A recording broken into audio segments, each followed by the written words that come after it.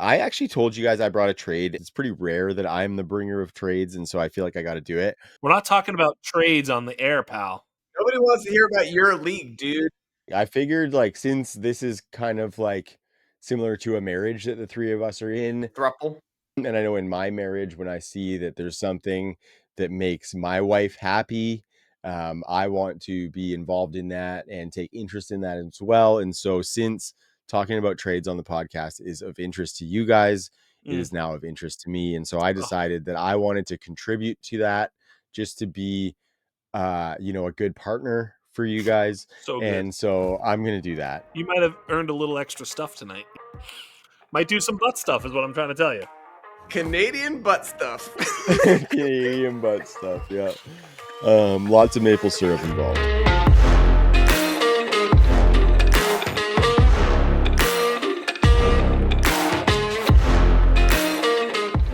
Sights and sounds and edges found. You will now get down with The Underground, the show that goes to the depths of the Dynasty landscape. Dynasty Underground is back in your life. We are, of course, posted up on the Undroppables YouTube channel and your favorite audio platforms. I am Trav, hosting and West Coastin'. Happy to be here. And of course, I am joined by the boys, the wise man spitting fire in the Dynasty game theory streets. Jax Falcone, how are you this evening? I'm doing great. Eager to hear what Joe has to say to start us off today. Yeah, me as well. Kind of the Joe entry to the show, of course, the off monologue. The intro. So without further ado, Joe, how are you this evening? One Joe Quavius Kuvatakis. I'm doing great. I didn't realize that I did a monologue every week, but I guess I do. Guys, listen.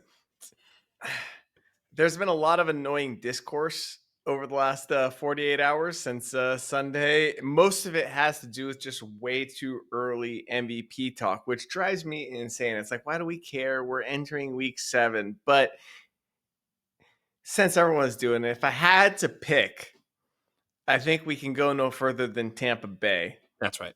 And one Mr. Tez Johnson. Right. Tez fucking Johnson is clearly the MVP. The people were chanting it after he did his backflip. Like, can we just talk about UN scored darling Tez Johnson and his MVP freaking run thus far this season?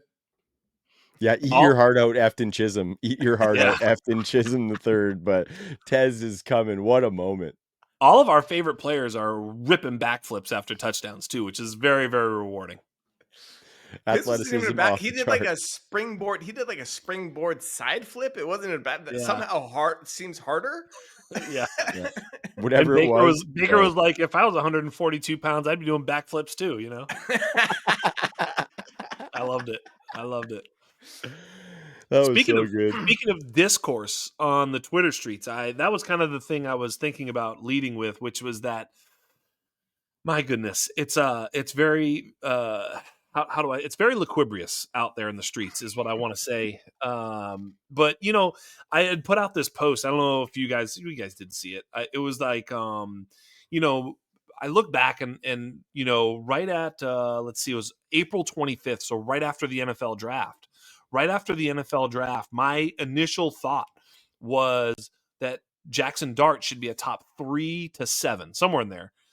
Rookie draft, super flex pick, right? Like somewhere in the top half of the first round. And, the comments were basically all calling me an idiot, right? And I was like, am I really wrong? And so the thing I wanted to mention, and you guys can talk about it a little bit, but I know that since I've been doing this, the hardest thing in the world is to either have that strong take or get pushed by consensus. And I keep finding myself wondering what it is that you should be following, like as an analyst or whatever the fuck you want to call me, just as someone who's sort of people look to for some sort of an opinion, some sort of guidance, some sort of future telling, some sort of, Nostradamus, right? Some sort of, jacks on, jacks off wisdom, right? And it's like, okay, well, maybe that's a bad take when I have it, because everybody hates it. You know what I'm saying? But then it turns out that instant reaction was so fucking spot on that it felt really good to look back and be like, there it was. But how much action did we take on that? I think we were a little bit soft on our action, right? In other words, we were dancing with it all off season about how much we really love Jackson Dart, about how we thought he was going to go in the first round of the NFL draft, about how we thought his profile was great, about how Jay Wood's model put him right next to Bo Nix and Patrick Mahomes historically, how much, his rushing upside was, how live his arm was, how much we thought he could adapt, how much he improved each year, everything, right? We're like, this is probably the quarterback one, but we were so afraid to say it. I'm finding this to be an interesting thought for me as a producer of content and as someone who, you know, the people wish to follow in some ways. You know what I mean?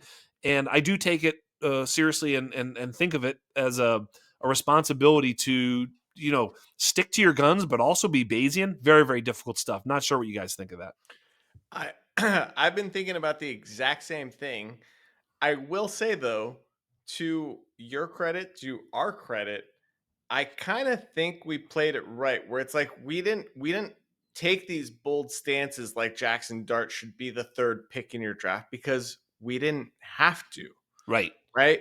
Like our advice to our listeners was trade out of your top 3, trade out of your top 4 picks and move back.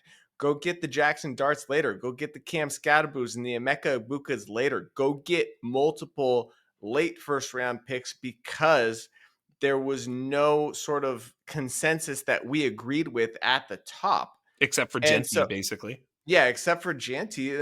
And so our advice, like it would be foolish if you're sitting there at 103 taking Jackson Dart when you can get him at 111. Right. Right. And so what we do is we take our takes from the pre-draft process, see where the draft capital falls, because no matter what we say, draft capital is going to ADP. dictate Yep.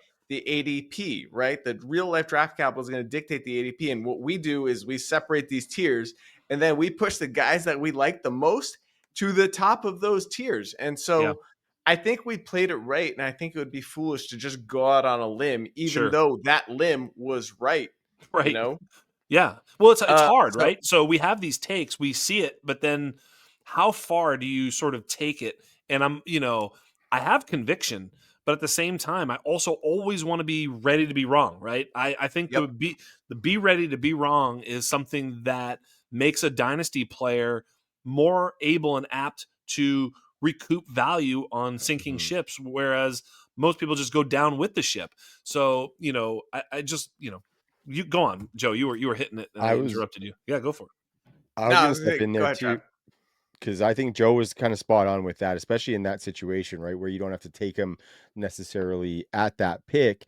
Whereas I think if you're saying that he should be the quarterback one in the class, Jax, I think sometimes we do need to maybe go out on that limb and put those stances out there a little bit more, with the context around it. Joe saying that you don't need to draft him at the third overall pick or whatever. You maybe don't have to draft him as the quarterback one in your drafts, but to have him there is maybe giving the listeners an edge to know that this guy is better than everybody else thinks he is. So maybe they take him at 6 or 7 instead of at 9 or 10. And I think I've just kind of seen it in practice why we need to maybe be putting these out there a little bit more this season, right? And it's not like a tooting our horn type thing, but we're seeing a lot of these takes that we kind of had half taked coming to fruition, right? And so I Yeah. think maybe like having that take out there and being wrong is kind of a normal thing. It happens all the time. Having that take out there and being right, not necessarily like looks good, but it does look good. It Feels feels good. good for us as well. And being right also shows the listeners that shit, Jax threw that take out there way early, and we're now 4-6 months down the road and it's coming to fruition. I'm really stoked that I took Jackson Dart at 106, 107 instead of 109, 110, right? And so Yeah. Joe, while like I think you zoomed in on this specific scenario for sure in this draft. And when you're in that draft setting, I think that's absolutely perfect. And I think more so from that broader spectrum, I think we should be maybe putting these takes on paper a little bit more because so far I think we're doing a pretty good job with them, fellas. Yeah. Absolutely. Yeah. I agree. I think that's a good lesson for us going into next offseason is we're pretty damn good at this analysis. And like, listen, the 2026 class may present a completely different scenario where we're Going saying to. we don't always recommend this, but I think you should move up to the 104, Right. 105, right? And make sure you don't miss out on this player. So, like, I just think we need to be directionally correct and philosophically correct. I think that directionally we were spot on Yeah. in this year's class. Yep. Did we hit on 100% of them? No. Hell no. No, Yeah, yeah. Nah, no, dog. that's never going to happen, actually. That's You know, never Caleb gonna happen. Johnson, what That's up? I've said, Yeah, dude, yeah, I know. I was gonna say Caleb Johnson's hurting a little bit. I yeah, still haven't given up, but I am very ready to be wrong. yeah. But I'm Uh-huh. gonna give him a Well, little more yeah, time. See little bits of hope. Joe, I say it all the time. Your rankings are wrong. My rankings are wrong. His rankings are wrong. Their rankings are wrong. ADP is wrong. Everything is wrong. You just don't know how it's wrong. And so you're trying to Mhm. like make the smallest mistakes and hit the biggest home runs. And like, you know, it's like in a poker game when you know you're beat, you want to fold, you don't want to keep chasing and, you know, milk yourself out, you know, right? So it's lose the minimum and you know maximize on the pot when you Mhm. can when you can make the money. And you know I think that's where Jackson Dart was. I was trading for him all off season too, you know, picking him where I could, probably regretting passing on him in a few spots where I should have just been like really trusting my initial reaction, which is that he should have been in that mid first round in my ranks. That way if he ever falls to me, I'm always snapping him. But there were times I did pass on him because of, yeah, I don't know what it is. I guess that's what I'm getting at. Is like, you know, there's that, you know, that thing that just goes inside your head that's like, maybe I'm not right here. I don't want to be so stridently, you know, oblivious to every other data point that my opinion is Mhm. the only one that matters. Because I feel like that's a bit of hubris that can get you smashed against the rocks. Yeah, and Mhm. not only that, but like when you're drafting, it's like okay, I'm trying to take talent over everything here, Yeah. but there is an element of team need when you're Yeah. drafting, and so that's what led us to be like, well, I don't really need Dart right here. I can Right. wait, or I can trade back in, or I can trade back to get him. And so, you know, I ended up with a healthy amount of Dart, but the next best thing to being right early is being right second, right? Yes. And so Mhm. it's like, Yes. I've traded for Dart in a couple of places, and I did that after like week 1 or week 2 or week 3. It's like I was just like, it's time to go get Dart. Yep. Like, Well, and I think kind of like what you were saying there, Jax, is like leaving the option for that downside there. There is a one, if we're looking at a pie chart, there is a 100% right. You might be like 36%, you might be 65%, but you are leaving the option open for that other 35% that you Yeah. are not to be the outcome, right? And I think that's totally right. And I think that fantasy, kind of what we're saying here is we're not trying to necessarily be the most right. We're kind of trying to be the least wrong. You know what Yeah. I mean? And just be careful because I think Joe might have got a boner when you said pie chart. It's Yeah. Good thing his camera's a little bit low and we right. can't I mean, you see got to be careful. You that say high, right? spreadsheets or like things like that. All of a sudden, he starts getting a little frisky over there. So be careful. That's all I'm Totally. telling Yeah. Is that a couple beads of sweat that I see there, you. Joe? Awesome, He looks boys. a little Well, Equilibrious if I have ever saw him. yeah, 100%. my pants Uh, are. yeah.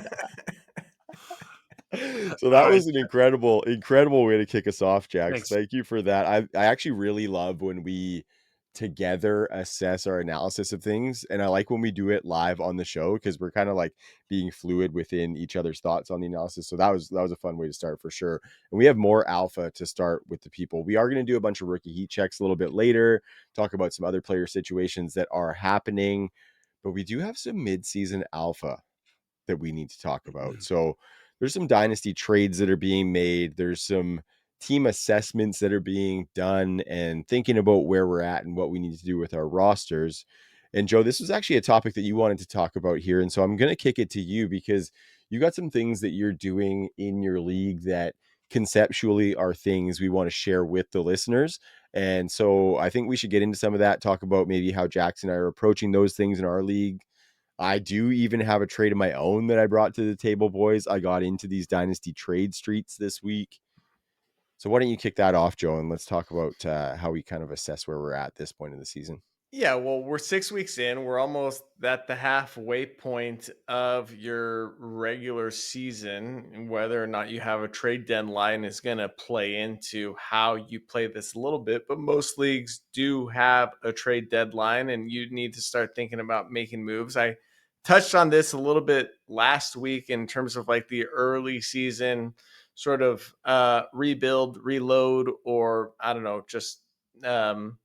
Kind of rearranging of your dynasty outlook. And I think it's even more prevalent now because, we're starting to get some separation in our leagues, right? You could be 1-5, you could be 5-1, and how you should be looking at the season is completely different, right? And you could be a 2-3 team that has like a max points for that is like top 2 in the league, and that changes it as opposed to if you're like a 2-3 team that has like one of the worst points for max points for in the league. So this is just about being honest with yourself about where your team is, about how many outs you have to actually have a successful season, right?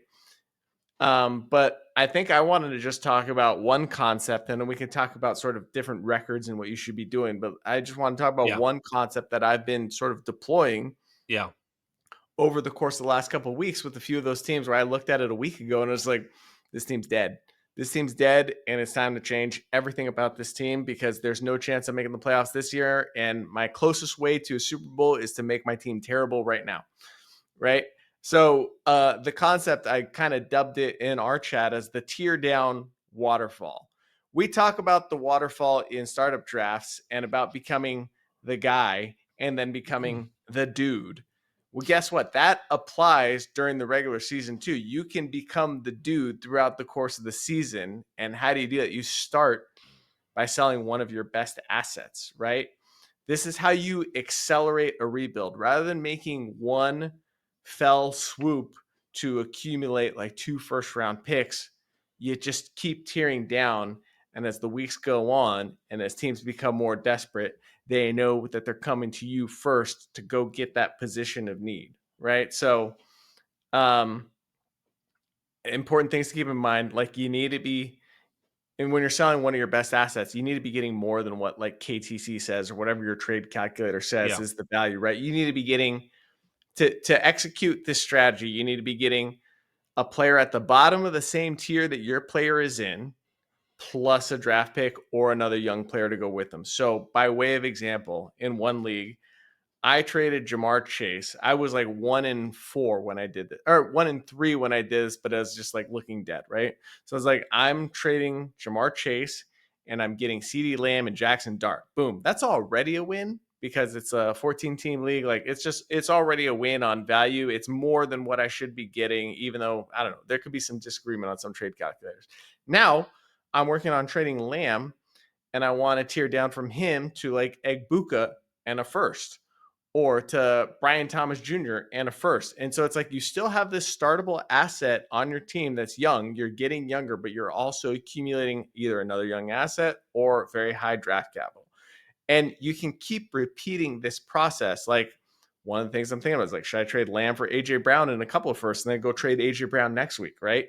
So it's like just tear down slowly, and the sum of the individual pieces as you continue to tear down and accumulate draft capital is way greater Yeah. than the whole that you started with in this super elite asset. Right. If you So looked at Jamar Chase for what you eventually ended up with, it wouldn't make any sense. No one would ever do that.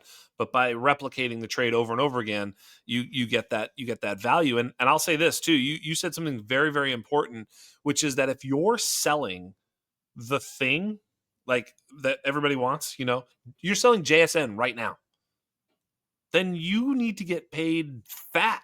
I don't care what keep trade cut says. Like it doesn't matter because everybody in your league really, really, really wants JSN. Period. End of story. And if they're not going to pay, why would you sell? Just hang on to them until someone does. Be patient. You're in no rush to do that, even if you're trying to make your team worse. I just recently pulled a trade off. I'll mention, but and then the flip side of that, I would say, Joe, is if you're selling, I think we saw Kenny Gainwell, maybe that was in a league you guys are in with me, just sold for a fourth. And I'm like, that's what you got to sell him for. If you're selling Kenny Gainwell, what are you going to hold out until he's worth more? Like, maybe. I mean, good luck. But I'll tell you what, Aronda Gadsden was drafted in the 4th. You know what I mean? Mhm. Bill Krosky Merritt was drafted in the 4th and 5th. Woody Marks was drafted in the 4th and 5th. Torrey Horton was drafted in the 4th or 5th. So someone willing to pay you a 4th is likely zero, but so isn't Kenny Gainwell. So don't think, like, when I saw that, I was like, wow, that's weak. He should have gotten more. No, he shouldn't have gotten more. That was actually, I saw it, I was like, that's right. That's all he could get. So when you're selling on the bottom side of value, like these also ran guys that you're trying to get a pick for, get whatever you can and move on, because you're not gonna have a fucking Kenny Gainwell sweepstakes. That's not gonna happen. On the flip side, again, when you're selling the big dogs, you have to really, like you did with Jamar Chase. I mean, to get CD and Dart, wow, That's what nice. a That's real take! nice. That is such a great trade. Now, you did say you were like 1 and 2, CD one was and hurt. 3. Yeah, CD was CD hurt. was hurt, and Jackson Dart hadn't done these things. He was And it's still kind of, superfluous to the team that had him. He already had a couple quarterbacks. I was like, yes. throw in Dart and you got yourself a deal, He's like, right? fuck, all right, I'll get Jamar Chase now, and it sounds good, and it does. And, yeah, exactly. So that's a great job. So, by the way, I did the same thing with JSN. I have a team that is, man, it's pretty feisty. It's got Rashi Rice coming back, but it lost. No, it didn't lose Malik Neighbors. It's got Rashi Rice, but it was a rebuild type. No, it was a productive struggle, is what you'd call it, not a rebuild.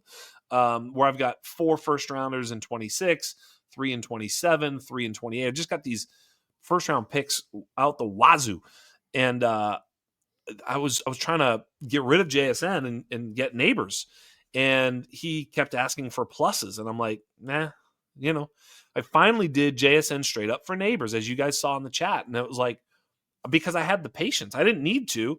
Now, what it does is it gives me Neighbors, who's not going to score any more points. It probably gets me the 101, or hopefully at least the 102, by getting all those valuable JSN points off my roster. So it's actually a double win.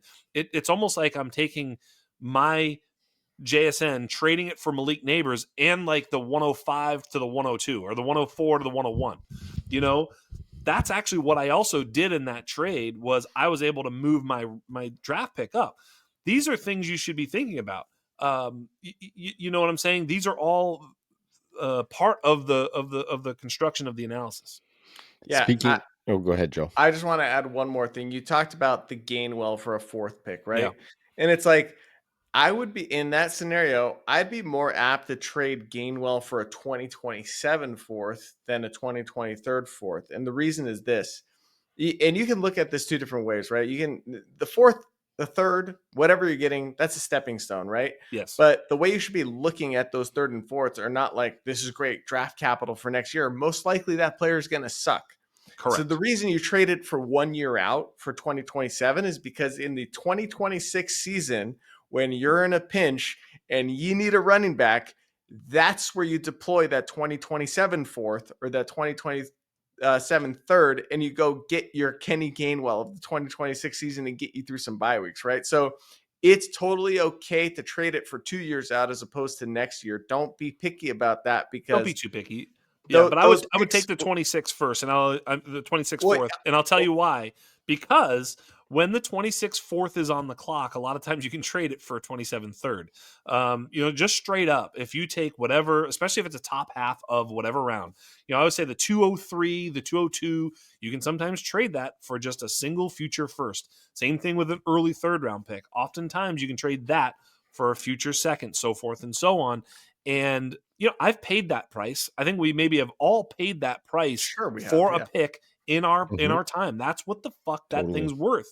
Well, all of a sudden now Kenny Gainwell is worth a 28 second if you make it a 27, a 26 Yeah, if you fourth, push it down the a road. 27 third, and a 20. If you Yeah. really just play the game the way it's meant to be played, which is that these picks right now are easier to acquire. When they're on the clock, they're impossible. So that's the other thing too, is like you can just kind of pick off some of these picks where it's like no big deal, and they can end up really returning value. I think we're hitting Mhm. on the same note though, right? Which is when you're trading for that, it's not like you're going to get some dope player there. This is another asset that you're going to trade. Yeah. So I think that's how you need to think about all of these trades, especially when you're rebuilding or restructuring your team. It's just like, I'm not trading for this end all be all that's going to make my team dope. I am trading for another asset that I'm going to trade and turn into more. I'm going to turn, a dime into a quarter. I'm going to turn a quarter into a 50-cent piece, right? That's Yeah. what we're going to keep doing. Yeah, and I Yeah, think you're you not. said some. Oh, sorry. Go ahead, Trav. No, hit it because I'm rolling us out into the next thing, my man. No, because here's the thing. I was going to say one more thing, which is that you were going to mention the be honest with your team, and I think that's the huge deal because like I'll give you two examples of teams I have that I'm not going to go too deep into the teams because it's more irrelevant than the concept, which is I have two teams. The first one, I was the champ in 23. Last year was the Brock Purdy. You've heard me tell the story. Dynasty game theory. I was in the Super Bowl, lost by 0.1 or whatever the stupid fucking thing was, right? So effectively, I'm a three-peat type of team. Like I should be competitive and everything. Well, that team has like Mike Evans, Terry McLaurin, Malik Neighbors, Brock Purdy, fucking Joe Mixon, like whatever. All of a sudden dead. Yeah. It's dead. And so as much as I should be thinking, and I was thinking for a little bit too long, maybe like 3 or 4 weeks into the season, I was like, maybe if I just, I was like, if I could just do this and that, I could kind of wait for them to come back and da da da. And I'm like, you're a fucking idiot. You're a real idiot. You need to realize what this team is today. Don't look at what it was 2 years ago, or even last year, or even a month ago. Whatever it is today is what it is. Look forward, understand what it is, change course. Don't have to sit on a strategy that you were on before.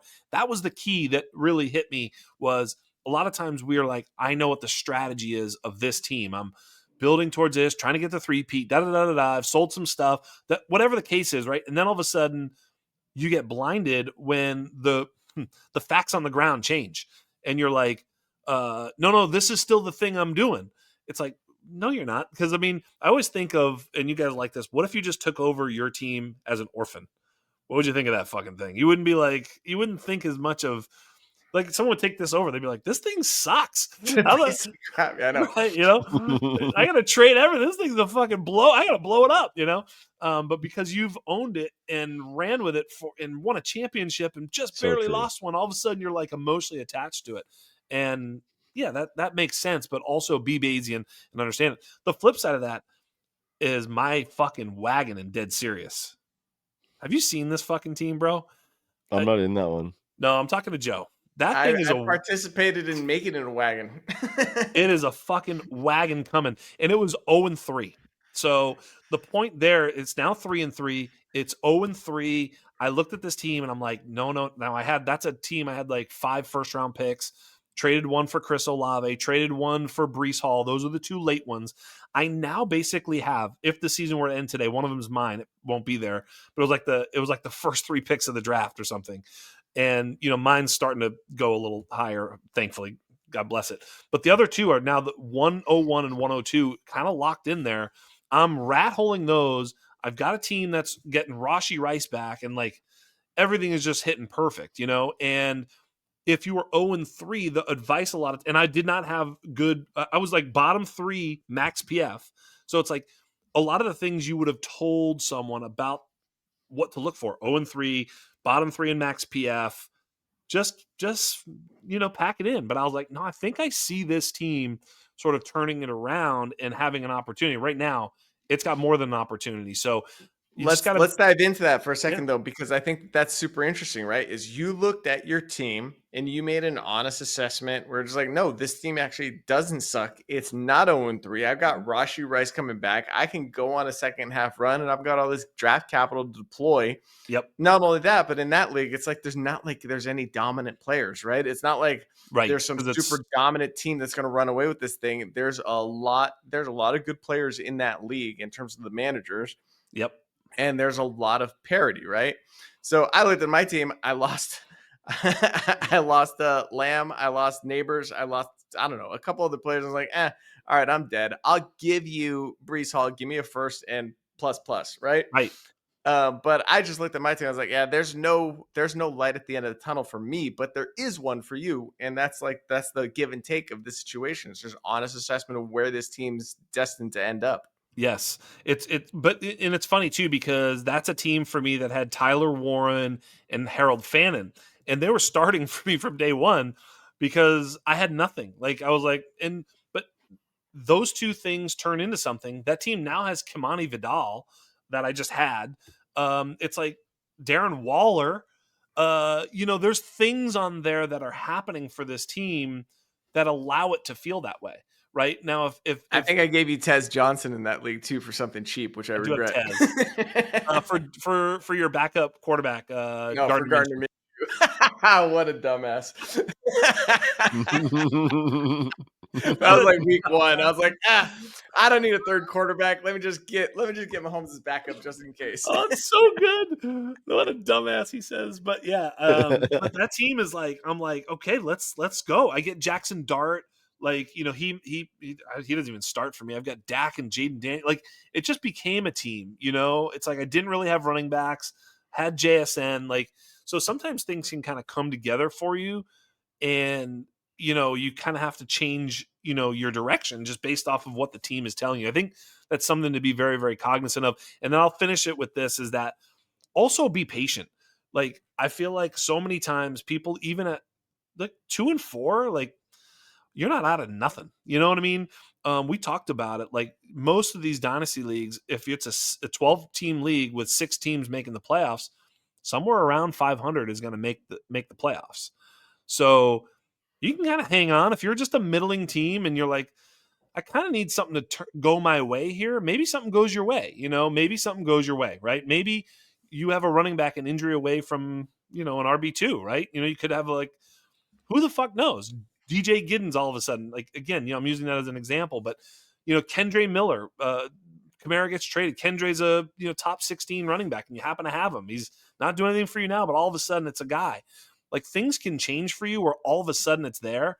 And, if you're in the playoffs, you've got a puncher's chance. And if you play in a league with no trade deadline, you can maybe make a little, a trade for a Jacoby Myers or something where you know what I mean? You can make a little fill in the blank trade. I know, I'm using him as an example, not a specific player, but like you can use, some capital, not first round capital, just some stuff here and there, maybe even a couple players to get a player that can make a difference for you in the playoffs.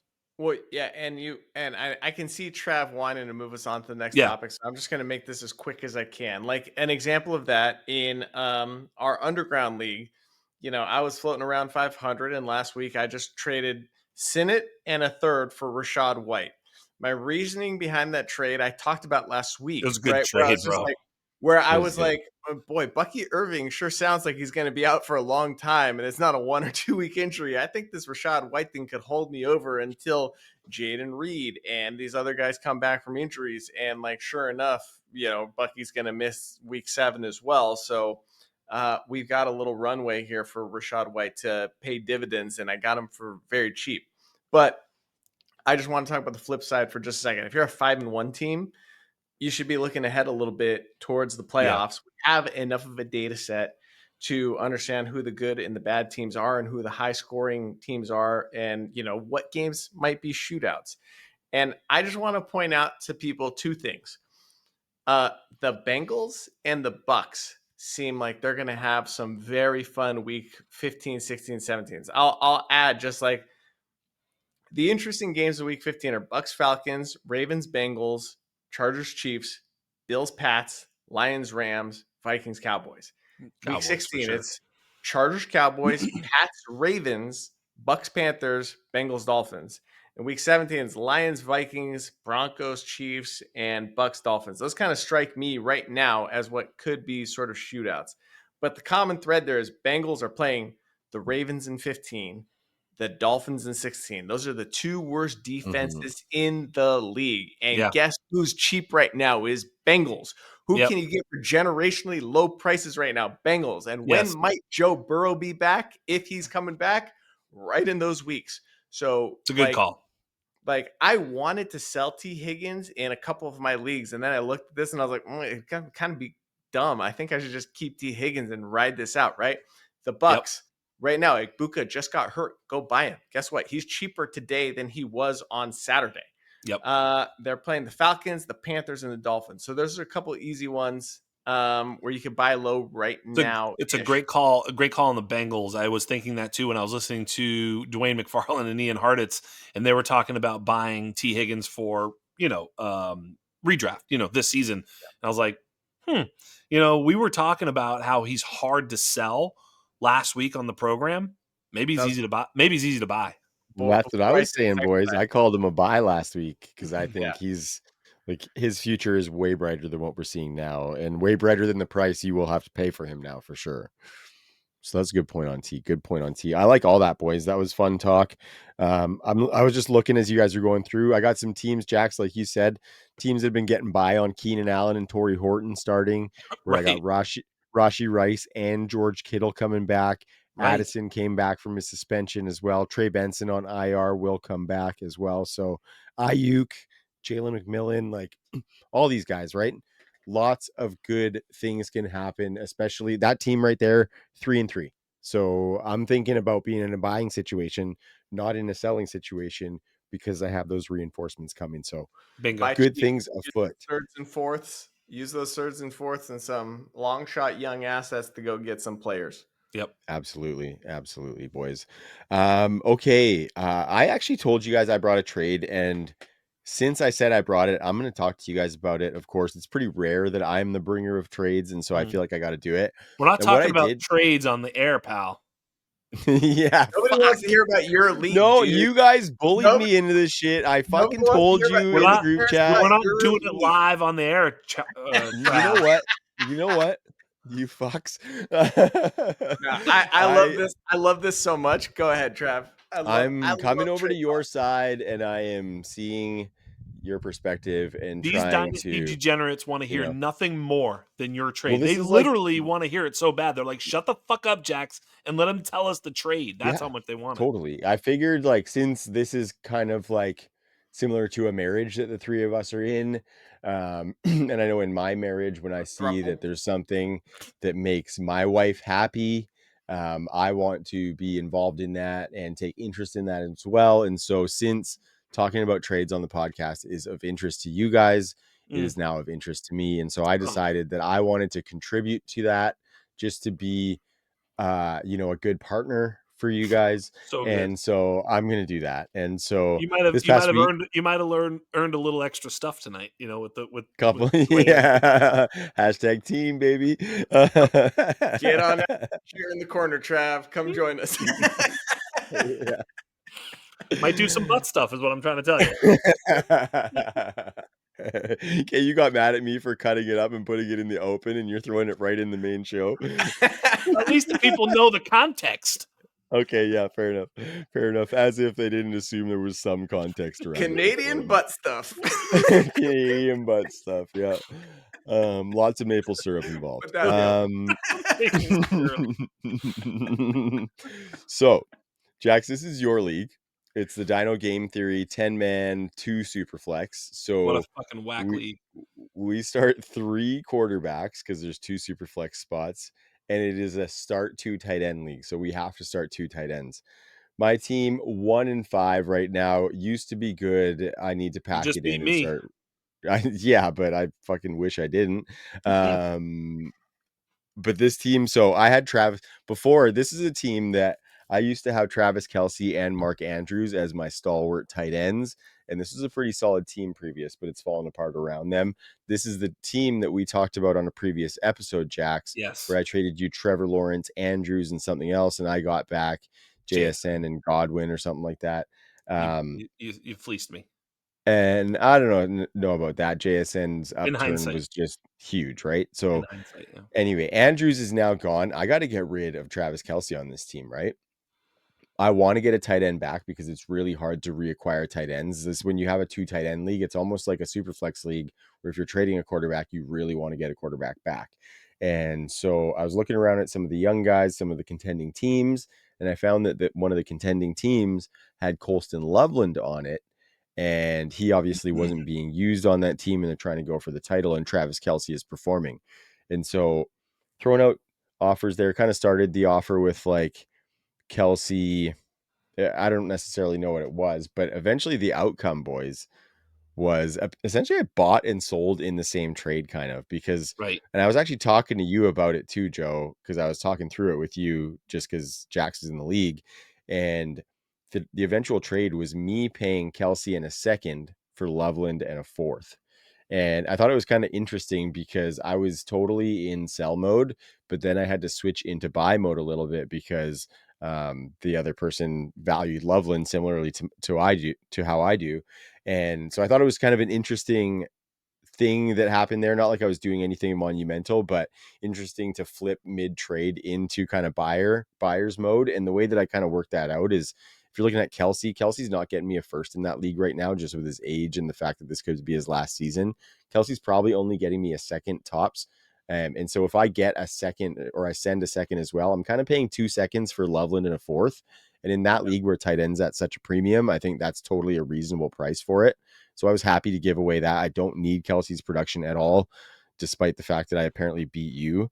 That's because I slotted in Oronde Gadsden in the lineup, and I actually am now rolling with in this league Oronde Gadsden, Terrence Ferguson, and Colston Loveland as my future tight ends in that league, while Gadsden and Njoku kind of hold it down for the time Yeah. being. So I kind of liked retooling and getting that youth, and now I don't really have to worry about the long term on my tight ends. I got JSN earlier in the offseason. I got Judkins and ETN as my running backs with Caleb Johnson, Trey Benson. So I'm kind of liking the youth on that team, and I'm moving towards that with this squad. So kind of a team that I made the assessment of and realized there's no chance of me going for it. The depth is not there for me to build around even JSN and some of the other running back pieces. So pulled the trigger and kind of made a sell buy at the same time. I've always had the best team in that league, and I lose every year. Like, I don't mean I've got the best team, like I lose every year and I don't, I deserve to win or something. I just mean my team every year is like projected to be good. And like this year, I have Omarion Hampton, Terry McLaurin, Malik Neighbors, Brock Bowers, Puka Nakua. It's all falling apart. It's all falling apart. Mm-hmm. Like, it's like crazy. You're like, God dang it. Can any of this just hold together for a minute? So yeah, it's a funny league like that. But yeah, congratulations. You beat me this week and might have sent me to I don't know. Who knows? I Yeah, a I great mean, as the trade. commission, A great can you trade. retroactively take that win back as the commish or something? Because I'll give it to you. That league is 0-6, pissing I me would off. like it. I can't win it. It's like an arcade league. It's 10 team, short roster, so it's like super high variance, super No high IR, variance. no taxi, no IR or No, Yeah. taxi at all. So There's yeah, nothing there's crazy nothing that fun league. drives me more nuts when you got this paper tiger team, right? We're just like you look at it all offseason, you're like, yeah, this is a contender. This is a top 3 team in the league. And then like everything falls apart in the first month of the season. You're like, wow, I guess I'm rebuilding. Yeah, Like that happened to me in one of my home leagues. I'm just like, that's the team I was just talking about where I traded Lamb or Chase for Lamb and yeah. Dart. It's just like, it's over. It's over. This team's not competing. All right, So, Trav, take us home, okay, baby. boys. So I'm flipping the script a little bit because after all of that alpha that we put out there, we are going to have to cut the piss off a little bit earlier. So I All am right. bringing the conversation about Lord Drake up above the rookie heat check if we can, boys. Drake May, because the discourse around Drake May has reached a fever pitch this week, boys. Obviously, a great week against the New Orleans Saints with a win and looked every bit the franchise transcendent talent that we have been kind of saying he can be, that is in his range of outcomes. And I threw out a tweet today, boys, that if you're just getting to the Drake May brick house now, you're too late because we have been building that foundation here on the Dynasty Underground since the summer. And I was giving a hats off more to you two as opposed to myself for having him in that top 5 range since I would say probably in like the neighborhood of June. I was a little bit later to that party, but you guys got me up into around quarterback 8, I believe, to finish off the off season. And so why don't we talk about it? Because last week I kind of waxed on some of like the stats and stuff for last week or the week before, I think, because I was talking about whether Caleb and Drake are top 5 dynasty quarterbacks. And you guys were like, well, Drake May already is, man. And so I kind of waxed on all the stats. So I don't necessarily have a ton of that for Drake May here, but let's talk about like value. And like, obviously we are holding him because we absolutely love him. And so like his path to elite upside is absolutely there. And I'm thinking Is this like can a price be put on Drake May? If you're holding Drake May, can somebody in a super flex league, is there an offer that you could get right now that would make you say yes? Like obviously something monumental, like 6 firsts or something, whatever. But like, is there a realistic offer that somebody's sending you that you think would ever make you move off of him right now? Because the heat is strong and it's warranted. You know what I mean, boys? I'll move off of anybody. Yeah, So yeah. there's not like if you came to me with Jackson Dart and It's funny I that don't you know. were saying that because I was like, put Jackson Dart in that trade, and Yeah, we're talking. Yeah. Dart and a Okay. dope wide receiver in there, and I'm game. All right, but like yes, it was hard to sell Drake May up until this point because I have valued him so much higher than everybody else. And in startups this year, I was laughing when I was getting him in the middle of the second round or sometimes in like the middle of the third round, right? Like it's just like, why is he still here? I have him in the middle of the first round in terms of value. So this was always silly to me because it's just like he's got the rushing floor. He'll spread the ball around. He has displayed the ability to make every throw and do it on the run, do it in structure, do it out of structure, do it on platform, off platform, like everything about him. He's just he showed us all of this in his rookie year, and it's just like, well, now all he got was better receivers and a better coach and a better offensive coordinator. It's like, what are we even at? So I don't know. Sometimes we see the writing on the wall and it all works out great, just the way we expect. And this is one of those instances. And so yeah, I'll move off of him, but I couldn't move off of him until probably last week or this week when the rest of the world kind of caught up to us on Drake May's value. And Yeah. now we can go get that King's ransom if we want to. Yeah.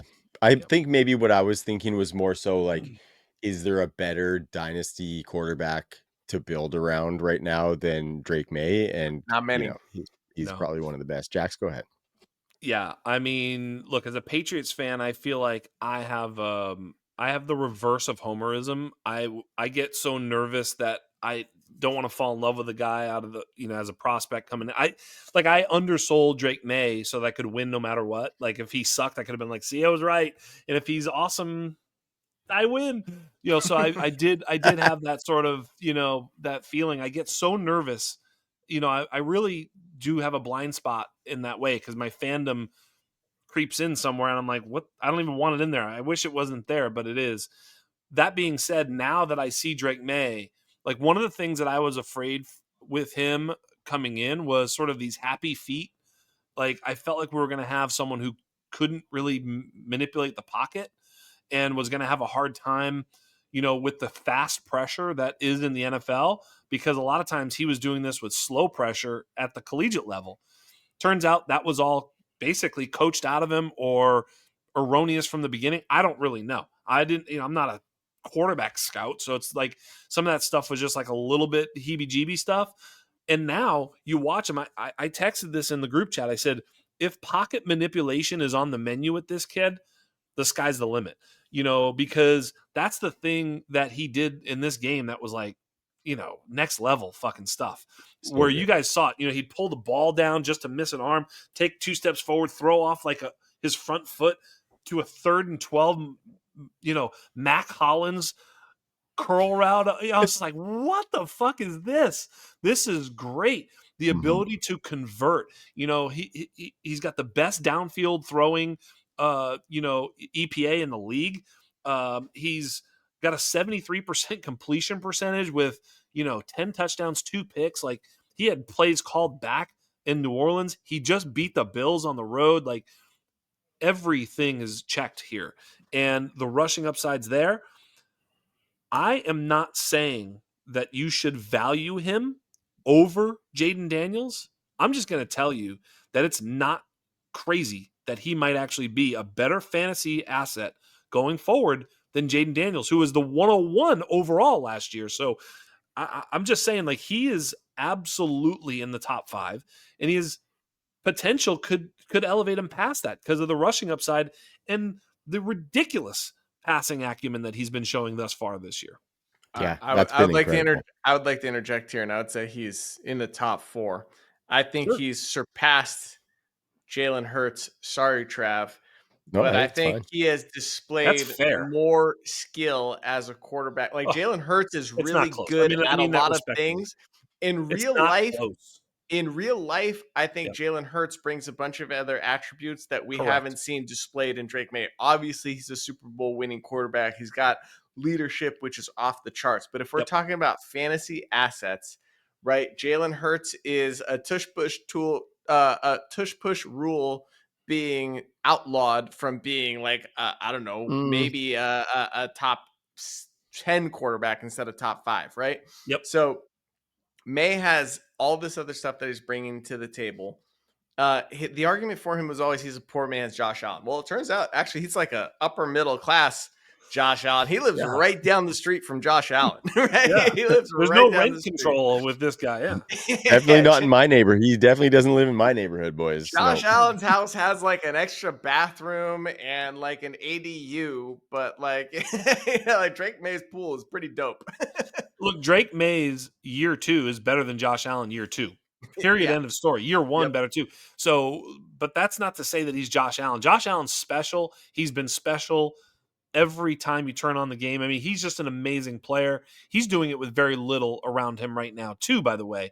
You know, we sort of make excuses for Mhm. all these players, including Drake May, who doesn't have a ton of weapons. Although, man, when he's playing good, Boutte and Pop Douglas They're all and dope. Steph Diggs, they look like weapons against the Saints. That's all I'm going to tell you. Isn't that funny? I think Josh Allen has proven it over and over again. He's fantastic. Look, Trav, I see you're hurting. I see you're hurting, No, I'm good. I'm good. and I understand it. But the here's the thing: it's roundly understood that when it comes down to it, Jalen Hurts is the limited player. Insofar as if it's, if they're down 15 and he's got to sit in shotgun and make plays and plays and plays, I'd he doesn't argue. really have that game, right? So that's what we mean. As a fantasy asset, he's undeniable. Period. End of story. I mean, he's one of the best athletes at the position this side of Lamar Jackson, probably. I mean, he's an incredible athlete, strong, right? Push the whole thing, amazing. But when it comes to some of the things that Drake May's already done this year, I've never seen some of those things from Jalen Hurts, and that's not a negative. It just is what it is, And so I think what we've seen from Drake May is the stuff that is staying power in the NFL. If Fair if enough. we continue to see it every week, we see it. I was just thinking about it. I don't know if you guys saw this stupid fucking argument that Scott Connor got in with somebody, and someone was saying it's only a 6-game sample for Cam Ward. This whole argument, anyway. Long story short is they were talking about how Cam Ward's 6 games isn't enough to judge him on. I'm like, well, it's the only number of games we have. So that's what we've got to judge him on. We've got to judge him on what we've got. And I kept thinking about it like the more times you see something either good or bad, the more likely it is to be so.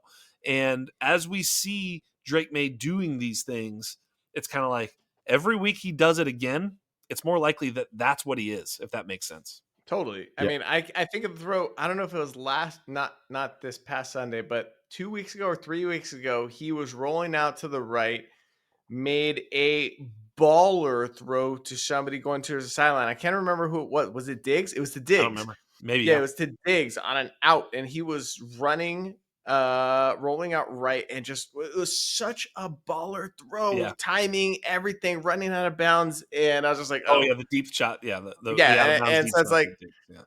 Jalen Hurts All doesn't right. have that in his bag, dude. Oh, All see, Jalen right. now Hurts he doesn't wants to move All on. right. He wants to move All on. right. No. All right, Mr. and Mr. May. If I could get a Mm. fucking word in here. All right. I Guys. thought we were a thruple. Jesus. Anybody No, You're not consider into this? Are I'm you not into trying this? to What's rebuy. the safe word, Trav? I'm like waiting for Jax to finish. I'm like being Well, I polite. finished I'm long not ago, man. interrupting. And then Joe's I like, was hoping you yeah, were going to and finish. fuck me, I guys. thought you I were going to get it. finish. I'm done. I I get it. finished. You like Drake May more than Jalen Hurts. And I think I've said this entire time when I've been able to get a squeak of a word in is that's fine. That's fair. It's totally fine. I think it's okay. it's I think it's a reasonable conversation to have.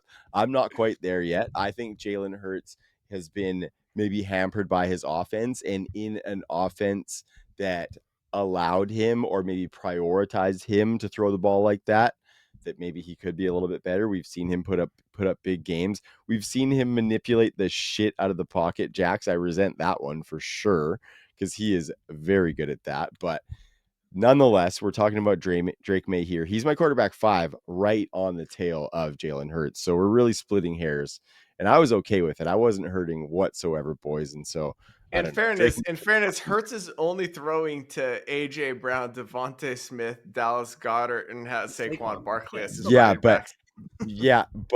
But would you say that his play calling has done him any favors, or those are the maybe play like calls that he requires? 14 passes per game is going to allow him to reach that? Because it's not. They're protecting him because he's not able. But let's go back in the game log. He's had big games where he's thrown a lot and produced pretty well before. It's not like he's never done it. Yes, he's an NFL caliber quarterback. I'm not saying he's not good. I've never said he's not good. I've never said that. I'm saying there are levels to this shit. This slander is getting a little bit outrageous because he has done more than what you guys are alluding to over the last few years. I'll say that.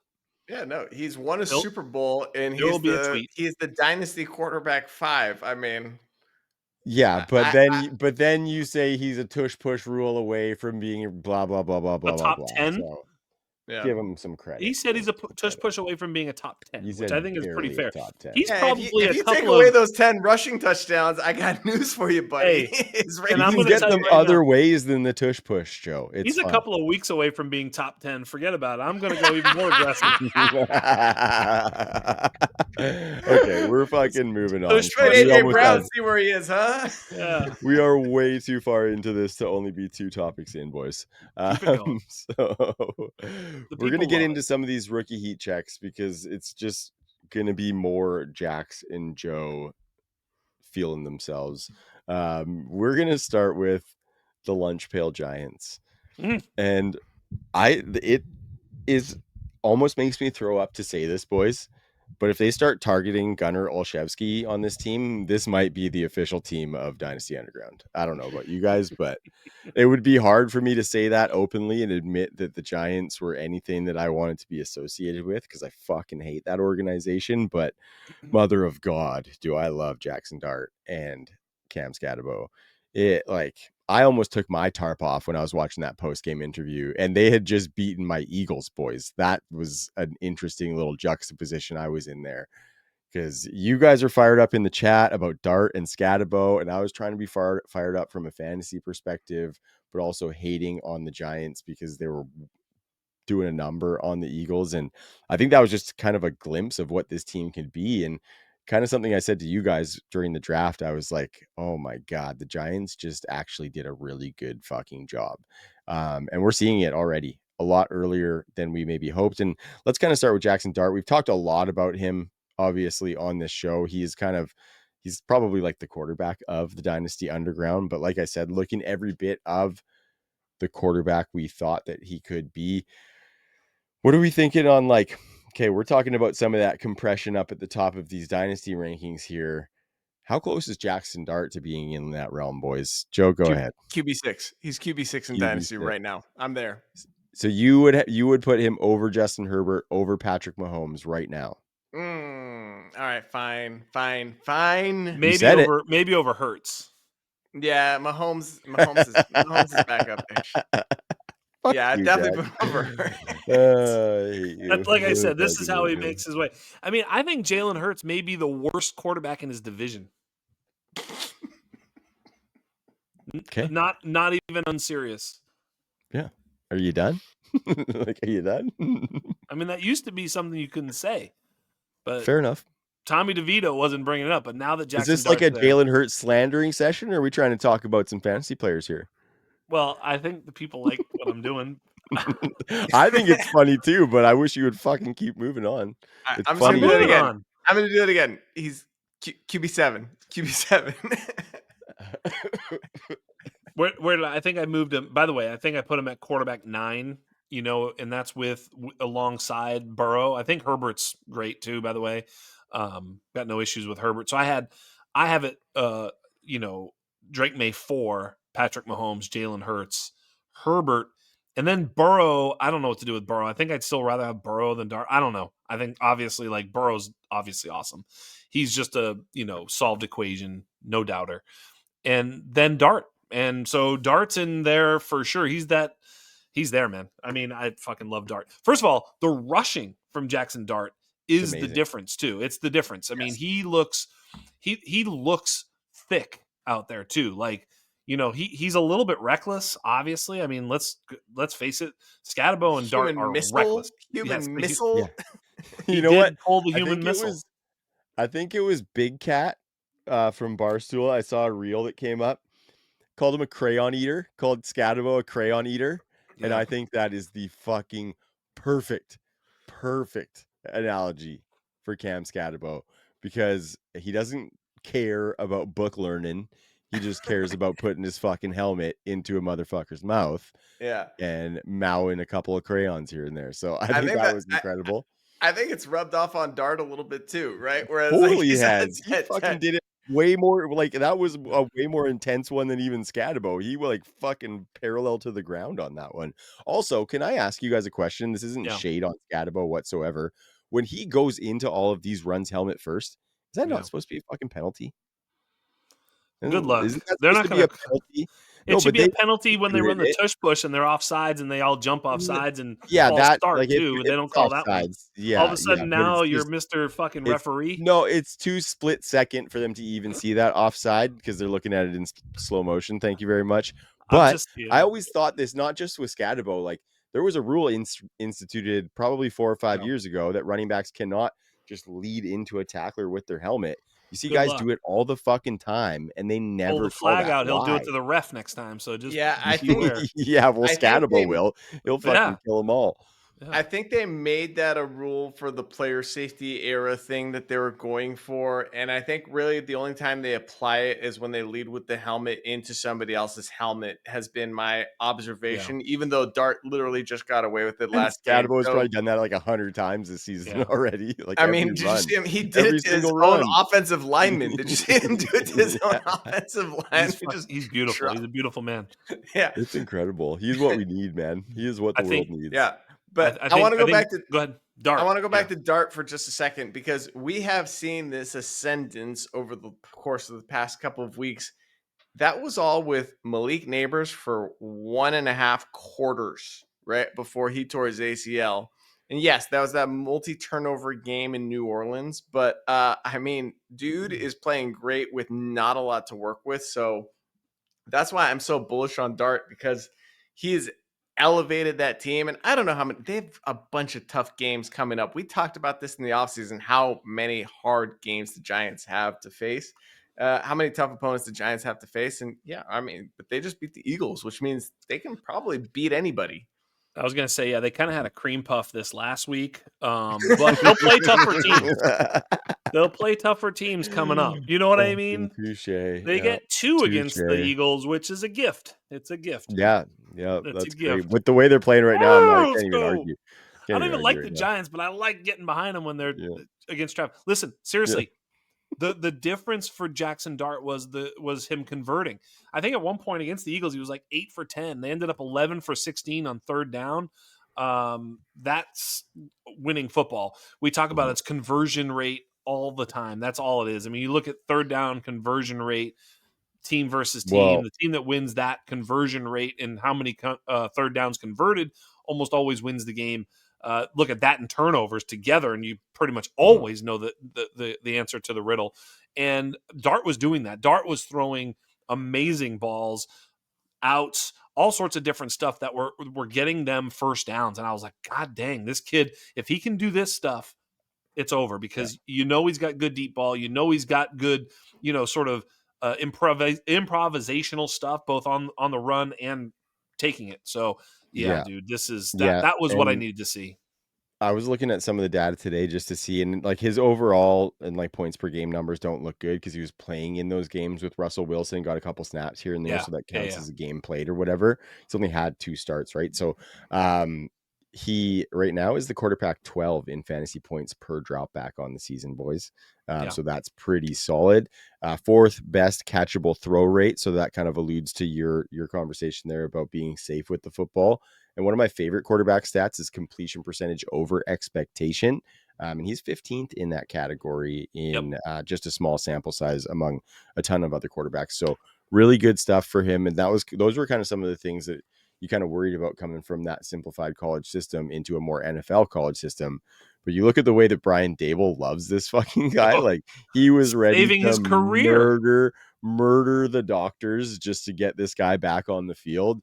Like Brian Dable will do whatever it takes to make this Yes. offense fit around Jackson Dart. And so that kind of stuff gives me so much more confidence. So much. I will add, just to get a little bit more technical, like I'm not a QB scout or anything, but you can actually see it when he's going through his progressions, how it's not just his head, but he will straight up turn his hips to his read and like align himself. Like he'll very quickly switch his hips to the next read and make the throw really quickly. And that is like a skill. The footwork part of his game is what makes him lethal as a passer. And then when it's not there, he will just take off and run and get it that way too. So, I mean, I don't know. I couldn't be more bullish on this dude. Well, put it this way, Joe. I mentioned Ian Hartitz and Dwayne McFarland again.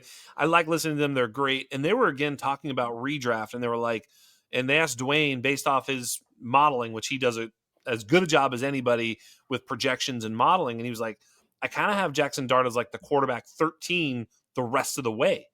And I'm like, so if he's the quarterback 13 the rest of the way this year, in redraft, he has to be better than the quarterback 13 in Dynasty because he's 21. He's a rookie. I mean, this is crazy. Or 22, whatever he is. Like he's a young pup. And so to get a quarterback 1-2 fringy sort of play like that with quarterback 1 weekly upside, he's got to be top 12. And then it's just where exactly do you want to put him in the top 12? And I think we're fine where we are. And one step further, trades that you can make to get Jackson Dart, I would be 100% fine selling off of some of the top quarterbacks, whether they be, well, especially Jalen Hurts, obviously. Sorry, joking.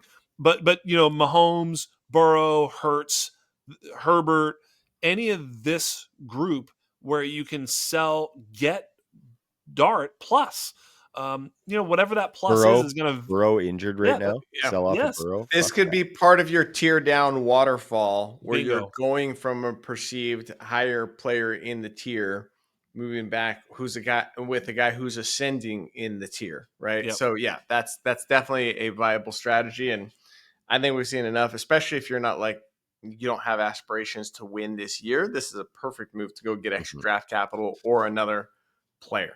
And here's the point with that move, like we're talking about him in the same sort of tier as those players or close to, or approaching there. And I think in a lot of cases you'll get maybe a manager who is starting to say, is this real? Look. And so if they can move Dart to get to, one of these other quarterbacks in that tier, depending on who it is, right? Yeah. The plus may not be that big, because they might see Dart coming, but the plus could just be free anyway, because if we're saying that he's in that tier already, then the plus is kind of, it's bonus. It's cherry on top. It's actually not really a plus. It's just you're getting a plus on the value difference, not necessarily your value, right? We value him similarly, I guess. Yeah, I agree. And this is just like Drake May, where it's just like, not everybody's here yet, right? They're getting there, but we're buying high, knowing it's going to go higher. Yep. So I think that's a very astute point. The plus is still just a plus. Yeah. But the question was also about Cam Scadaboo, and dude, do you guys know where he is in missed tackles forced per attempt in the NFL right now? I just looked at it. I got him at 4th. Yes, I have him at 4th as well, behind Bijan Robinson at 0.29, Jalen Warren at 0.28, Ken Walker, one of our favorites, at 0.26, and then there's Mr. Cam Scadaboo right ahead of Ashton Janty, who he trailed in this category in college. I'm sure Janty, in better circumstances, is going to improve on this number, but it's like that's one of the leading indicators for running backs that we look for in terms of, in addition to like goal line touches and catching, and all these guys do that, right? I guess Warren not as much in terms of the goal line stuff, but all these guys are really good at that stuff. So it's just like there's nothing like if we were redoing running back rankings for the 2025 class today, my question to you guys is where's Cam Scatterboo now? If we're redrafting today, re-rolling, knowing what we know thus far, where is he? First round. I'm saying rankings wise, Yeah. where does he land in the running backs? Fuck. I know where I am. Well, Yeah, you have you him would as have him RB behind two. Genty. Yeah. Hmm? You would RB have him two behind Genty as RB2. I have him at RB3. I still behind have him Omarion. behind Hampton as well, but Right. he's Yeah. above everybody else. I think I was at 5. No, I was at 6 pre-draft That's a and hard one for me. post-draft. I think post-draft I switched him to 7 because of Harvey's situation. Well, you had it, 7 after Harvey. That was a mistake, and I think that was still higher than most people. Mhm. Yeah. But I think I think he's 3 at least. I think it's pretty close, and I think that conversation is like probably not even necessarily relevant anymore because what he's doing this early puts him into the landscape with all of those other established guys too, right? I don't think we need to even talk about him among the rookies now. Let's talk about where he is within that top 20, top 15, and I don't think we're going to talk about that in depth as far as ranking because Yeah. teaser for the people, we're going to do a little mid-season dynasty rankings episode next week. Pretty excited about that, and Cam Scatterbo's ranking will most likely come up. But man, like he is firmly supplanted in that conversation. Joe, just to kind of elaborate on what you mentioned with the missed tackles forced here, there's a lot more to the picture too. He's the running back 10 right now in PPR formats, boys. 5 rushing touchdowns is tied for third. His touchdown rate is 6.1% for any running back with 20 attempts. That's 6th best in the league. Joe, you mentioned 4th best missed tackles forced, 12th in yards after contact per attempt. He has, Joe, you said the goal line carries. He has 90% of their goal line carries through 6 weeks. And This if we was look at yeah. like, Go ahead. Sorry. I was just going to say, if we look at this team, and maybe a little bit more of a best ball take, but I mean, if you look at this team, him and Jackson Dart are going to have all of their rushing touchdowns for the next 5 years. So in a best ball setting, if you stack Jackson Dart and Cam Scatterbo, you have every Giants rushing touchdown that they're going to have over the next 5 years, aside from maybe Malik Neighbors taking some reverses or something like that. And so even like if you're trying to attack offenses that you think are going to in the next couple of years become those offenses to attach to that we talk about all the time, like the Bengals, like we've been talking about the Chiefs, all these other elite offensive teams, this is going to be one of those. So just attached to this team, attached to Jackson Dart. You see Malik Neighbors out, Wandale's producing, Darius Slayton's getting some deep shots.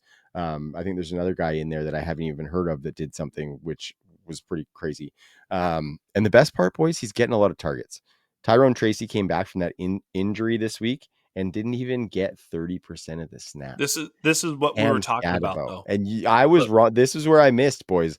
I didn't think this was coming necessarily. I thought Tyrone Tracy was still going to be involved, and he may still You be. saw a running back No, I with a lunch didn't. pail. No, You I will did. not be put into that box. Nope, not doing You it. saw Mike Allstott. Everybody's out there going, this guy reminds me of who was that white dude for the Cleveland Browns? What was his name? Peyton Hillis. Peyton Hillis. I'm like, this isn't fucking Peyton Hillis. What is wrong with people? They can't get past the lunch pail. They really can't. They're like, we were making jokes of it, comparing him to Theo Greminger and shit like that. It's like, he's closer to Theo Greminger than Peyton Hillis. It's just nonsense.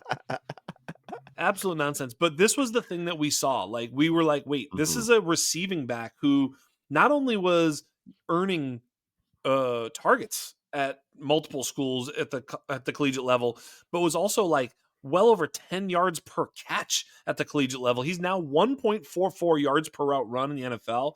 He is earning targets at the NFL level, and he's the goal line back. Hello. That's what Joe was saying all off season was this guy is going to be in the pass game and at the goal line. What else do I want out of a running back other than a good offense? Insert Jackson Dart. They're a good offense. This is the absolute penultimate turn of events for Cam Scatterbo. I also said that he was going to be impossible for the coaches and teammates not at City not to love, which Exactly. also has proven to be true. Because if you watched him at all in college, you couldn't watch him and be like, "Yeah, fuck that guy." Like, you're Yeah. just like, I love this Most dude. exciting player ever. And we talked about it too, that he literally thought he was the best running back in college football. This wasn't And like he didn't just say it because he thought it sounded cool. He is exactly the guy with all of the irrational or Yeah, rational confidence. It's just all there. And he's an boys, absolute animal. Absolutely fantastic. he NorCal guy too. I'm just going to throw it out there. NorCal guy he as well. almost had an Eagles fan taking his tarp off after they just put a whooping on the Eagles. Like, this Mm-hmm. guy is fucking awesome. So Well, you might get a yeah. good draft pick, though, if you want to look at the positive. Yes, they might, Jax. Thank you. I appreciate that. That's great. That's great. Got to always look on the bright side of things, pal. Your Yeah. team's going to turn it around one of these decades. Don't worry about it. You'll be Yeah, back. you're a treat this episode, aren't you? Okay, boys. Hey, by the Oh way, yeah. I think I got one other No, quick take. I fuck think, you, bud. hey, I do. Jax One is still quick one. mad about the Philly special, Trav. Just Oh, throw that in fuck his yeah, face. dude. The Philly special. Which one Philly special? Anyway, you guys beat us fair and square, just like we beat everybody else fair and square for several decades. But listen, I think the Bills are going to hang on to that wild card spot. I think they They are. might just. Tough out those Bills. You know what I mean? I Yeah, think they're going to totally. be a feisty little wild card team. Speaking of the future AFC East champion Patriots, that stud running back they drafted has got some fucking problems, Jax. You have to It burst my feels balloon, didn't you? yeah, I did. I absolutely did, and it feels great. It just feels like Travion Henderson. It almost feels like since the season started, it's just been a steady downturn. You know what I mean? And obviously now we have a little bit of renewed hope with Antonio Gibson going down. We saw some meaningful snaps for Travion Henderson in this past game against the New Orleans Saints. One particular that I was going to mention when we were talking about Drake May, but I couldn't get a word in, was Drake May stepping up into the pocket, surrounded by offensive and defensive linemen, flipping it over the circle of people to Travion Henderson with barely even looking. That was insane. He's stepping up into the pocket, like barely looks, knows Travion's there, and flips it over top of guys like that. Like that was bananas. But anyway, Travion, what do we think, boys? Because he's only had 2 weeks over 40% of the snaps. He is not making guys miss. And he has 0 explosive runs on the season, which is kind of the calling card that we were hoping that he would play once he got some snaps. So, Joe, why don't we start with you, and then we'll go over to Jax as he gets a little bit of time to process that burst bubble I just laid on him. Yeah, What are just you to thinking with Travion? Like, what's the panic meter at? Well, so his long run of the season is 14 yards, and his long reception of the season is 15 yards, to your point about not being explosive. I will say this, though. The way they are using him is almost like Mike Vrabel trying to teach a rookie a thing or two. They are running him in the A gap and the B gap and inside and not putting him in space. And they're like really making him, I don't know, earn it or learn it. It just seems like they know this is not the optimal way to use him, but they're having him do the hard stuff early on. And he's not the pass blocker that we thought he was going to be coming in. He, guess what, still has a thing or two to learn on that front as well. But to me, I am making offers left and right. His value, I don't Yes. see it getting much lower than it is right now. And so, like, the majority of the trade offers I've made this week have been to go and acquire Travion Henderson. I'm just seeing what I can do. Can I get him for 2 seconds? Right? Can I get him? I think I sent you guys an example. I offered 2 seconds and I don't know, some other scrub running, Kamani Vidal Right. for Travion Henderson, right? So I'm just throwing trade offers out there to the owners in hopes that they're panicky because, listen, the skill set's still there. He's still a great receiver. He's still very explosive. He just hasn't broken out yet. So we don't run away from those. We run into, like, we're trusting our process. He was a top 5 guy for all of us going into the season, and nothing has changed except for the opportunity getting better. So it hasn't come together yet, but Ramondre Stevenson isn't doing anything in that running game either, Right. right? So this is not, I don't think, a Travion problem. I think he's going to be just fine. And we just think, all right, sorry to ramble on here, but remember Please. Jonathan Taylor's rookie year? Yeah. Remember how it took him until week 10 Totally. and then all of a sudden he Totally. became one of the best running backs in the NFL? Just wait for the game to slow down to him. We know the raw materials are there to be a dope running back, even if he has no vision. With his speed, size, acceleration, pass catching ability, he's going to be a valuable asset. And we think he's got this other stuff, right? It's going to click one of these days, probably really soon. And then, it's rocket ship emojis. So, my advice is buy Travion Henderson. His value can't get much lower than it is right now. Yeah, Yeah, that's that's fair. where I'm sitting too, Jax. Well, it certainly hurts a lot to watch this happen. I appreciate the Jonathan Taylor stuff. It's tough to watch, especially being a Patriots fan when you know that like one thing that I thought I should say was that he was going to be the sort of the pass game back, and he has not been. They've been chopping that up. They've split that. I see Ramondre out there for a lot of these pass downs, whether it be pass Mhm. blocking, routes, whatever he's doing. He's more involved than we'd all like, I think. He hasn't been great, Ramondre, that is. But he's been solid, and he's been that veteran there's veteran deference, I think, especially. So look, we haven't seen Kyle Williams. Not to say that Kyle Williams is Travion, but I'm just saying, like, we kind of thought that might happen. I think there's a veteran deference with Vrabel that you really need to get to a certain level before you're going to be given the keys. I think that's where we're at. I think it's going to be a little bit of a slow burn. Eventually, I think toward the end of the season, he might have some really nice games. I do. Look, he's got 3 targets per game. He's at 18 targets. I mean, he's. I just looked. He's like 1. He's 1.27 yards per route run. Not bad. So, I mean, he's viable in the pass game when he plays, just not playing enough snaps. And until Yeah. he plays enough snaps, you can't start him. His rushing efficiency is obviously not good, but it's not that bad compared to the rest of the team.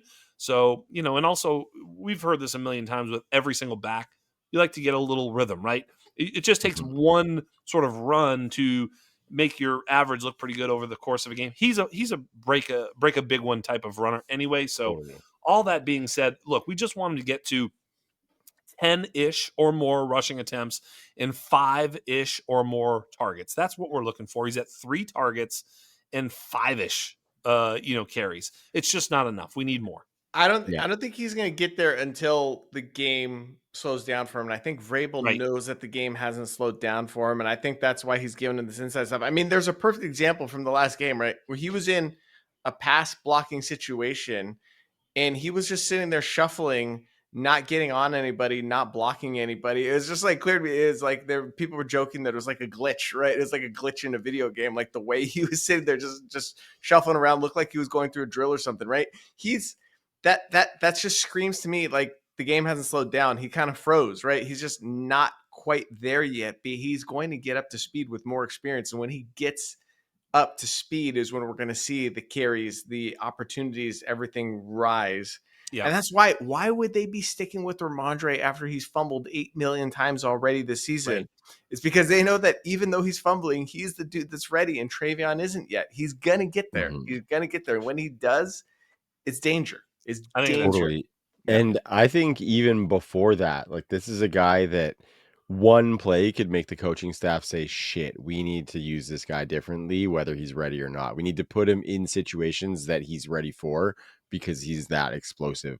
Also, is only going to take one play to make that dynasty value and buying price absolutely skyrocket, right? Like I think one pop off run, even if he gets 3 carries and one of them is a 60-yard touchdown run, I think his dynasty value instantly skyrockets before the next game where we might see his snap share skyrocket, right? And so I it's think true. that's why now is the time to buy because it's only going to take one. And then, that hype is going to be steaming like we haven't seen it on Travion just yet. So I'm with you, Joe. I think that's a screaming buy there in Travion Henderson. Just need some of that work. I told you guys Ramondre was going to be pesky, though. I told you guys he was going to be pesky. I thought it might be from production as opposed to just being a fucking veteran warm body, but here we are. Just to give you a stat that I think is somewhat telling sometimes is success rate.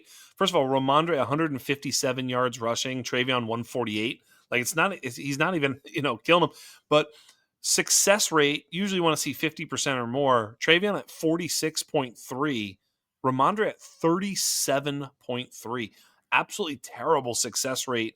On the ground, he's actually been better as a pass catcher, but so yeah, I think eventually we'll see Travion more because Ramondre just hasn't been all that great. All right, boys.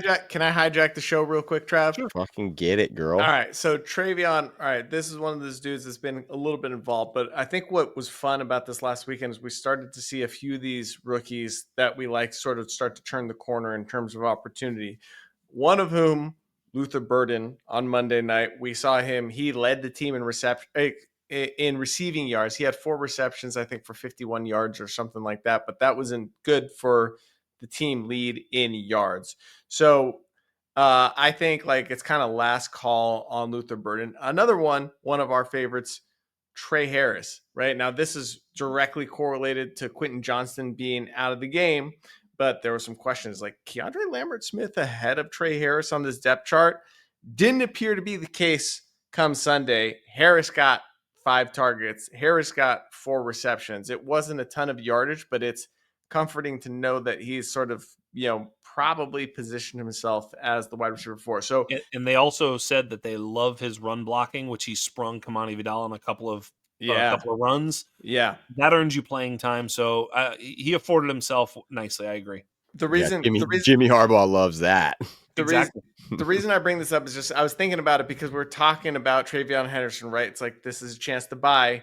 Like this happens every year with certain rookies. Like they don't break out early. Their value dips from what the perception was. And this is the time to go get them. If you missed out on them in your rookie draft and you wanted them, they're still the same prospect they were with a little bit of experience and a depressed value. So like Jaden Higgins, another one, hasn't broken out yet. Exactly. Yeah, exactly. Dare I say, Caleb Johnson. I know it was kind of garbage time where he was getting some of those carries, but he is getting the ball a little bit, and I still believe in his talent. Totally. I won't ask you to come on that journey with me, and I'm there, Joe. I can't trade for him because I have him everywhere already. Yeah, I got a bunch of paperweight shares happening right now, but I think they'll pay off at some point too. When I think a player like Caleb's fallen so far, you could probably trade like Tony Pollard and get Caleb Johnson pretty easily, right? Probably. I can't comment. I don't know. That doesn't prop that. No, but you know what I mean? Like, yeah. I don't know. I'm not looking at keep trade cut or even my rankings. I'm just thinking like some of these back end, team. Ramondre probably not, but that's somewhere in there that sort of back end RB3 type running back. Fucking Rico Dowdle. You could probably get Caleb for Rico Dowdle right now. Yes. I mean, Rico Dowdle is. I know. He looks pretty good. Fell for the last 2 weeks. Looks pretty good. We're on rookie heat checks, Joe. We're on rookie heat checks. Keep going, Joe. Keep going. You're doing good because you're getting to my boy next. We are getting to your boy next, Jax. I'm glad you're sitting. Couple of them. I'm glad you're sitting. Are you wearing sweatpants? No. You're gonna need some comfort here because we're gonna talk about Harold Fannin. Boys, I'm going to wax for a second and just set the stage, and I'm going to let you guys just spread your wings and run like the absolute fucking phoenixes that you are. Harold Fannin right now, tight end 12 on the season, tight end 16 in points per game with 10.0. Not like elite level numbers, but versus where we expected him to be at this point in the season, pretty fucking awesome, boys. He just had his 3rd double-digit fantasy performance of the game. He's also 10th in routes run among tight ends while only having a 59.1% route share, guys. Most of the guys in that range of routes are in like the 80% route share. So there's room for growth there. He's 4th in tight end targets, 8th in targets per route run among tight ends, 3rd in missed tackles forced per reception among tight ends. We knew that was in his game, and it's awesome seeing that translate. He is one of only 9 tight ends with more than 20% of their team's receiving yards. Harold Fannin right now has more than 20% of the Browns' receiving yards. So a couple other things, like he could be better after the catch. He's under 5 yards after the catch per reception, 30th in the league. He doesn't have any end zone targets just yet. I think as some of the depth chart debris clears around him towards the future, those end zone targets are going to be coming. So I think all of this just screams that there is production there, startable production already, and massive ceiling to burn on it. And so wheels are up for Fan and Jax. How you feeling over there? You got the vapors? Are you okay? Yeah, and I think he was also the youngest tight end prospect in this class, I believe. If not one of the youngest prospects in the draft altogether. He was 20 years old when he was drafted. He just turned 21. So you're talking about a guy with plenty of runway.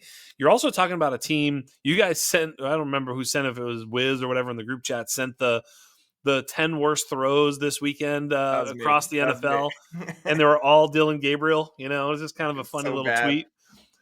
But the point is that's the quarterback that is throwing the football to Harold Fannin. I mean, he had Joe Flacco, and they've downgraded. It's like, what are you talking about? So, that's the status of things for the Cleveland Browns. It's not great. I think that's part of some of the, imagine if he was playing with Jackson Dart. I mean, come on, really. It's like, do you know what I mean? Like, I say that, it's like, it sounds crazy, and it's just Jackson Dart, So, yeah, at the end of the day, I think this whole thing is going to get better, but all the peripherals have been great for Fannin. And obviously he's an absolute smash win at ADP where you got him. So it's Well, just wheels up. I'm going to take it several steps further, which is one, I mean, Njoku got hurt this week. Bingo. So there's and Tillman's already out. So this target share has gotten more consolidated. And the weird thing is, like, Njoku kind of is a trade candidate. And it's almost like it seemed like he was like okay and wanted to come back in and was good and like kind of downplayed the injury and said he could have played and like they didn't put him back in. It kind of seems to me like Njoku's kind of on his way out in the next week or so prior to the trade deadline. So I guess we'll see. When's the trade deadline? Is that next week? I think it's week 8. Yeah, okay. All right. So so it's coming up. It's next week. I don't know. It just seems like they kind of intentionally held Njoku out in that game. It was very bizarre. So I don't know. I tend to think they've already moved on from Njoku because he's out of contract and they might as well Yeah. get something for him. So the targets are sort of consolidating around the young guys, and whether it's Dylan Gabriel or whether it's Shador, I think there's going to be a high focus on these short to intermediate passes in this offense. So I could get really, really good here really, really quickly, which was always the thesis, is like he's going to get targeted no matter what. And I mean, it's the setup is better than we could have hoped for. For sure. And all those throws that we saw from that reel that was sent to us was Dylan Gabriel not being able to throw it to the perimeter and not being able to get it to his wide receivers. Harold Fannin is his only way for the Browns to make him serviceable for them. And so I think, yeah, wheels are so up. It's fun. I can't wait to talk about him on the rankings episode next week. We're going to talk about another tight end, though. A little kind of my boo, but I think we've all kind of liked him and thought he could be something. I put a bit of a bold take out on Oronde Gadsden, saying that he could end up as the rookie tight end 1 on the season. While that's blown out of the water, thanks to Tyler Warren, of course, and Harold Fannin for that matter, Oronde Gadsden is now the starting tight end for a high-powered offense in the Los Angeles Chargers. 76.6% snaps in week 6. Boys, it is happening. Yes. It is happening. I wouldn't be so quick to put away that quarterback tight end 1 overall take, because I'm telling you right now, this is an absolute offensive weapon. That much is a fact. We talked about Fannin and Gadsden before the season. It's like the win for them is, Darren Waller, type play. I mean, for Gadsden, it's Waller. He is so good. And you're right. Total snaps played. He first saw the field in week 3. Since week 3, 22 snaps, 30, 36, 48, steadily climbing. Mhm. Routes run 17, 23, 27, 30, like just climbing. And I think we're going to see, this guy earn more and more targets because he's been really good, man. I mean, in those 4 games, he's got 18 targets. I'm all in on this Oronde Gadsden thing. I mean, I think He has. you can't buy too high because the value that he's at right now. I mean, even a future second sounds like a lot. I don't think it might. Mm-mm. It may feel so light in 3 years when he's just a perennial weapon at the tight end position. I want to Totally. pour a little more gasoline on this one too. Um, you may fall into the trap thinking that he got 8 targets and 7 receptions because Quentin Johnston was out. What you would be failing to realize is that Will Disley was not out, and Gadsden was in Mhm. there over Disley, right? So I think like that target share that was QJ's was going to lad a little bit more. We finally saw like Yeah. the lad game we've sort of been expecting to see, but the important thing is relative to his position on that team, he was the dude that was playing, not the veteran. So he's overtaken the veterans and he's going to be out on the field, I think is kind of the takeaway. Yeah, 100%. And like they really like this guy. We talked about some of the interviews after they drafted him where Harbaugh was stoked about Gadsden, some training camp stuff where he said Gadsden was doing really good work. Jax, you talked about that first game he got in there in week 3. First NFL game of his life, he got 7 targets. And so this guy, when he's on the field, is a priority, and we're seeing him get on the field more. And so I am all about a little bit of Oronde Gadsden. He's on my Scott Fishbowl team, Joe. I actually had him on the bench this past week when he had I that did big too. week, but I have him as well, and me too. he's firmly in my starting spot now, and I'm excited because he is going to put up a lot of points. I think it was like a 34 burger that he put up this past week, and so I'm stoked to have that in the lineup. So here, I've got a question for you, Trav. I have in this league that I'm very firmly just tearing it all down and rebuilding and doing my tear down waterfall strategy. I have Kyle Pitts in that league. I also have Gadsden. And I also have Gunnar Helm and Chikakonkwo. So it's like, whatever. It doesn't matter. It's not a tight end premium league.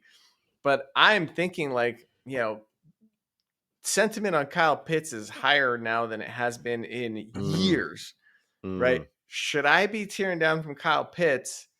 Just go get like a Terrence Ferguson in a second if I could get that, and just ride Gadsden. I don't know. Like those are the thoughts that are going through my Depends. head. I don't think it's the right call.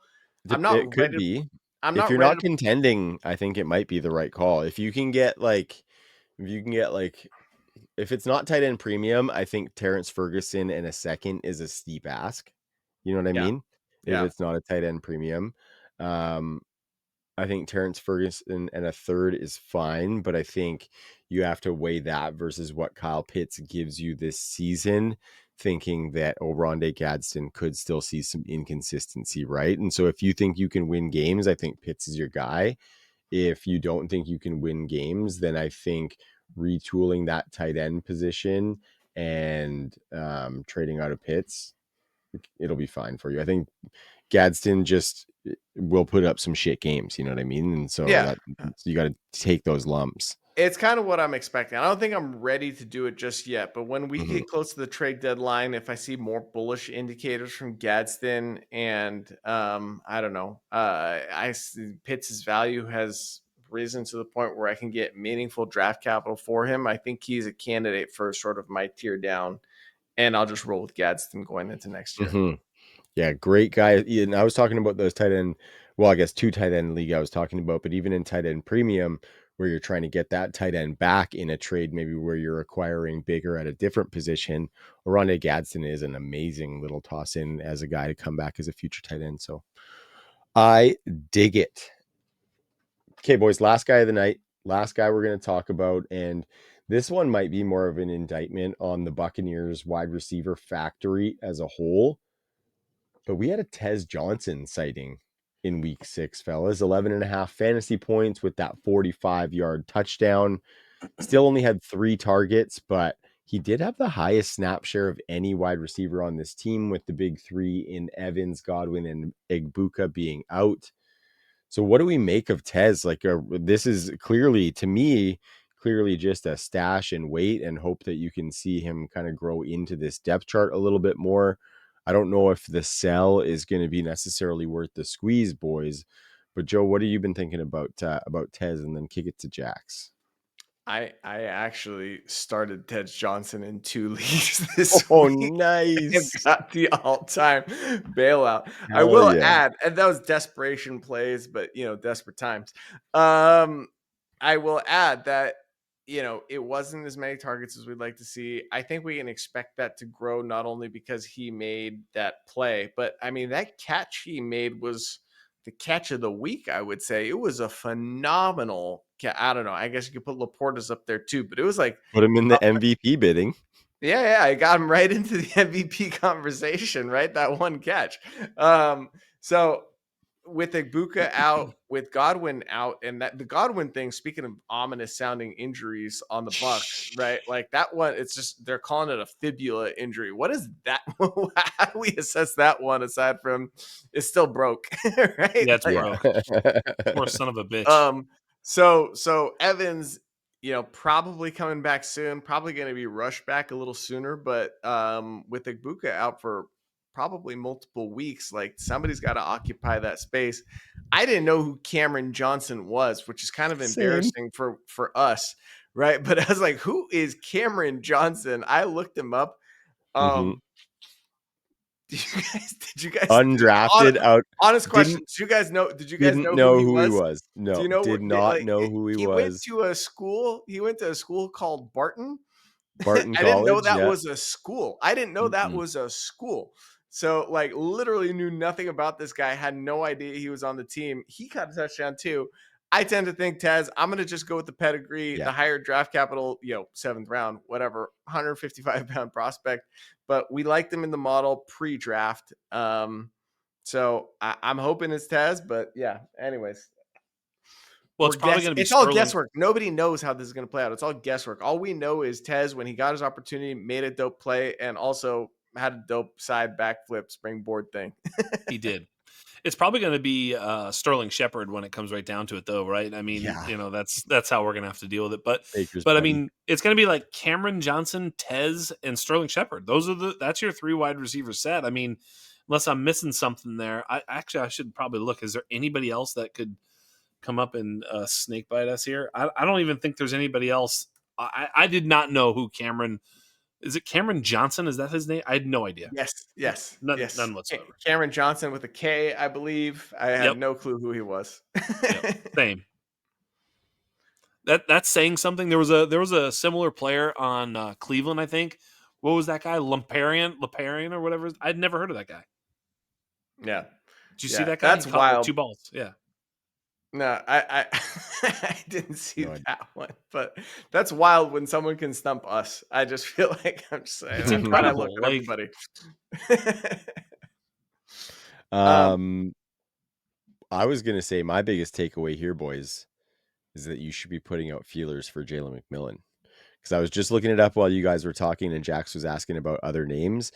There is mention of a week 10 return after the Bucks bye for Jalen McMillan.